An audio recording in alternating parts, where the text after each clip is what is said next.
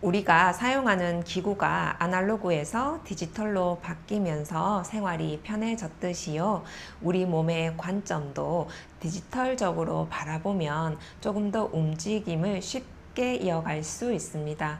왜냐하면 우리가 눈으로 보이는 이 몸이 물질로 보이는 것도 사실이지만요.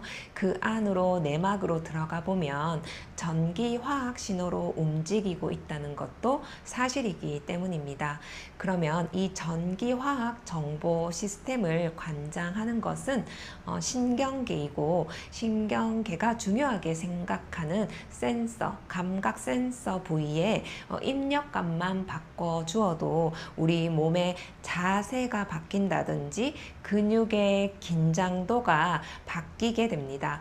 따라서 각각 국소적으로 근육을 움직이면서 발달시키는 것도 좋지만요. 우리 몸이 하나의 전자동 시스템이라고 바라보고 여기에 입력값 하나만 바꾼다면 그것이 연쇄적으로 우리 몸에 영향을 미치면서요. 내가 굳이 국소적으로 어느 부위를 좋게 만들려고 하지 않아도 이미 그게 시스템적으로 바뀌어져 있는 것을 발견할 수 있습니다. 그렇다면 신경계가 중요하게 생각하는 정보가 무엇일까요? 바로 이 머리의 위치인데요. 우리 몸에서 가장 중요한 것은 두뇌이기 때문에 우리 신경계는 우리 머리의 위치를 실시간으로 감각하고 있습니다. 그 감각하는 센서는 여러 군데가 있지만요. 오늘 알아볼 것은 바로 후두하근이라는 근육입니다. 이 근육은 뒤통수와 1, 2번 경추 사이를 이어주는 아주 깊은 속근육인데요. 이 근육에는 다른 근육에 비해서 고유 수용 감각기가 몇십 배에 달하게 더 많이 분포되어 있습니다. 이 말의 뜻은 이 근육은 힘을 사용하는 근육이라기보다는 머리의 위치를 감각하는 센서 역할을 한다는 뜻입니다. 따라서 이 근육의 톤이 어떠냐에 따라서 우리 몸 전체의 자세가 달라질 수 있고, 그리고 근육의 긴장도까지도 부위별로 달라질 수가 있습니다. 저는 경험적으로 지금 후두하근을 길게 정수리 방향으로 늘려서요. 이 머리를 경추 1번에 자연스럽게 안착하는 느낌이거든요. 그래서 사실은 이 머리가요, 이 몸 쪽으로 내려오는 게 아니라 정수리 방향으로 살짝 떠 있다는 느낌이 들 때 우리 몸은 더 이상 머리를 받치지 않아도 됨으로써 중력 방향으로 자연스럽게 무게를 떨어뜨릴 수 있게 됩니다. 우리가 중력을 거슬러서 저항할 때는 근육이 계속 긴장을 해야 되는 상태고요. 중력을 타고 내려앉을 때야 비로소 편안하게 우리 몸을 가볍게 사용할 수가 있는 상태가 됩니다. 그러면 오늘은 후두하근을 감각하는 시간을 갖고 몇 가지 자세를 통해서 후두하근을 이완해서 그 자세를 했을 때 내 몸 전체가 어떠한지를 알아보도록 할 텐데요. 먼저 그러면 후두하근의 모양과 위치를 알아보도록 하겠습니다. 후두하근은 여기 후두골에서부터 경추 1, 2번으로 연결된 근육이고요. 대충 이곳에 있구나 하고 내 손가락으로 그림을 보면서 한번 감각해 보겠습니다. 이 근육이 뒤로 꺾여 있는 상태는요, 내가 목을 이 몸으로 받쳐야 하기 때문에 상체가 계속 위로 떠서 긴장하고 있는 상태가 되고요. 이 후두하근을 길게 정수리 방향으로 늘렸을 때 엉덩이가 편안하게 바닥면으로 안착하는 것을 경험할 수 있습니다. 그럼 이제 후두하근을 한번 감각해 볼 텐데요. 일단은 손가락 끝이 뒤통수 중앙으로 한번 가볼게요. 그리고 나서 팔꿈치가 중앙에서 한번 모여 보겠습니다. 그리고 뒤통수 두피 자체를요, 정수리 방향으로 끌어당기듯, 그리고 이마 방향으로 지그시 내려봐요.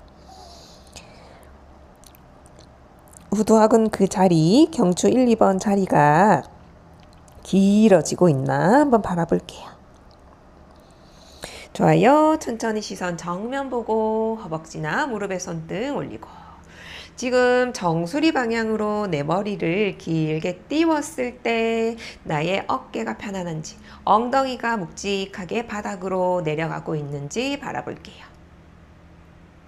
그러면 이 동작을요, 중력 방해 받지 않게 누워서 한번 해볼 건데요. 5분 정도 감각하는 시간을 가져보겠습니다. 나를 위해서 5분 정도 투자한다고 생각하시고 함께 해보시기를 추천드립니다. 그러면 무릎을 세우고 발바닥 바닥으로 등을 바닥에 대고 누워 볼게요. 저의 발바닥 한번 느껴보고, 앉아서 했을 때처럼요, 손가락 끝이 뒤통수 중앙으로 갈게요. 그리고 팔꿈치가 벌어지는 게 아니라 중앙에서 한번 모여 볼게요. 그리고 두피를 정수리 방향으로 당기듯이 진짜로 밑에 아래 뒤통수, 그러니까 후두골과 경추 1, 2번이 연결된 곳이 진짜로 길어지고 있는지 바라보면서 시선 뱉고, 천천히 당겨져 있는 것을 유지하면서요, 최대한 1, 2번 경추 있던 곳이 바닥에 닿게 내려볼게요. 자, 그리고 몸 옆에 두 팔, 손등이 바닥. 거기에서 한번 호흡해봐요.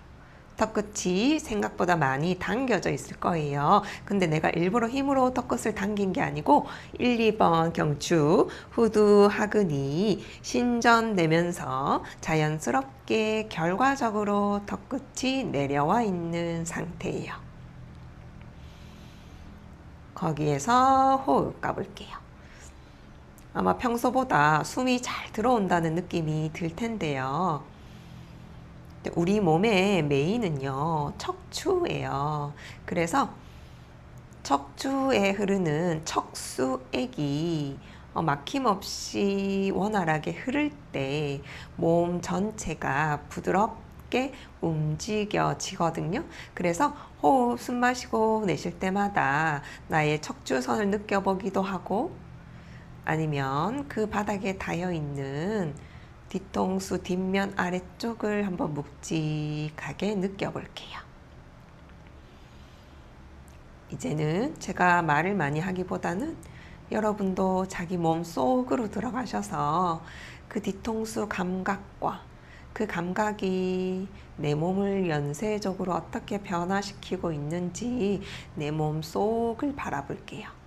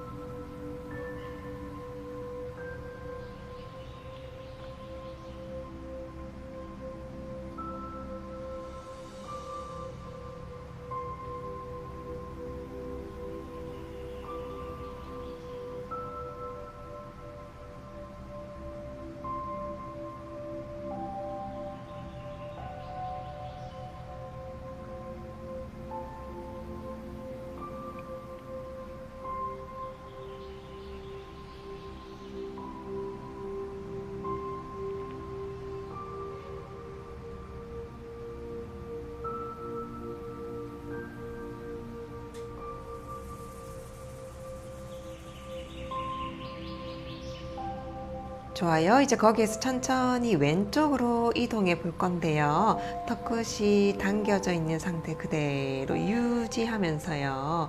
각도를 조금씩 고개를 살랑살랑 하면서, 만약에 턱에 힘이 풀려서 위로 들렸다 싶으면 다시 왼손 바닥이 가서요, 옆통수 두피를 길게 만들어서 다시 내려둘게요. 그리고 최대한 가장 아래쪽 뒤통수를 느껴보려고 할게요.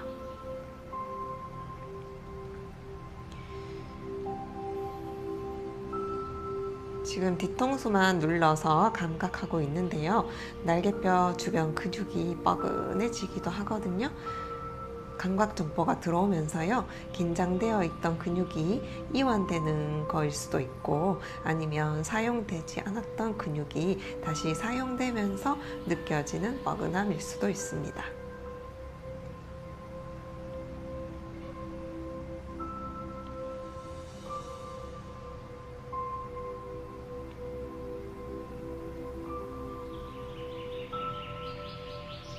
좋아요. 이제 다시 중앙으로 와서 반대쪽으로 가볼게요. 반대쪽도 만약에 풀렸으면 다시 정수리 방향으로 두피를 당겨서 턱끝이 당겨져 있는 상태에서 가볼게요.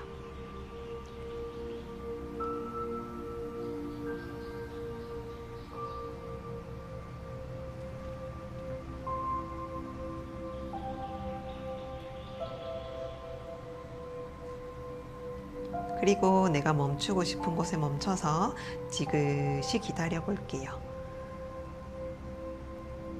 두통이 오는 것처럼 머리가 아플 수도 있어요.